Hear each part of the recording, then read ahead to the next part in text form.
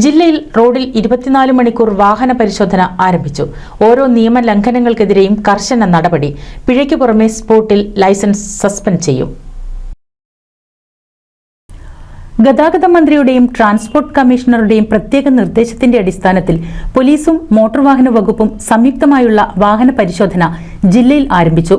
നിരത്തുകളിൽ തുടർക്കഥയാകുന്ന അപകടങ്ങൾക്ക് അറുതി വരുത്തുക എന്ന ലക്ഷ്യത്തോടെയാണ് ഒരു മാസം നീണ്ട പ്രത്യേക പരിശോധന.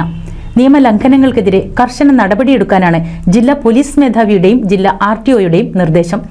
ജില്ലയിലെ 6 ഡിവൈഎസ്പിമാർക്ക് കീഴിലുള്ള പോലീസ് ഉദ്യോഗസ്ഥരുടെയും മലപ്പുറം RTO ഓഫീസ്, വിവിധ സബ് ഓഫീസ് ഉദ്യോഗസ്ഥരുടെയും മോട്ടോർ വാഹന വകുപ്പ് എൻഫോഴ്സ്മെന്റ് ഉദ്യോഗസ്ഥരുടെയും നേതൃത്വത്തിൽ 24 മണിക്കൂറും നിരത്തുകളിൽ പരിശോധന കർശനമാക്കും.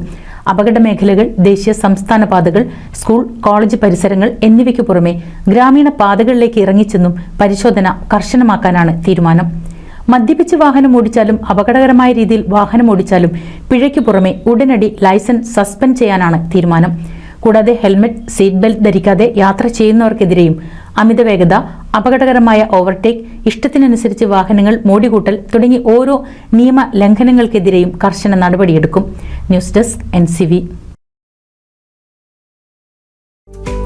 കേരളത്തിലെ number 1 broadband cable TV network കമ്പനിയായ കേരള വിഷൻ ഇന്ന് ഇന്ത്യയിലെ ആദ്യ 10 ബ്രോഡ്ബാൻഡ് കേബിൾ TV സേവനദാതാക്കളുടെ പട്ടികയിൽ ഇടം നേടിയിരിക്കുന്നു. Vision success. ആഘോഷിക്കാം ഈ അഭിമാന നേട്ടം.